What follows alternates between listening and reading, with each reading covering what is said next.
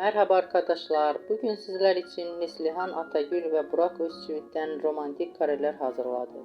Burak Özçivit, Kara Sevda, Kuruluş Osman ve Çalı Kuşu dizisinde rol almış ve herkes tarafından beğenilmişler. Biz de sizler için onların güzel paylaşımlarını hazırladık. Bu videoların devamlı gelmesini istiyorsanız kanalımıza abone olup yorum yazmayı unutmayın. Sizden bu kadar.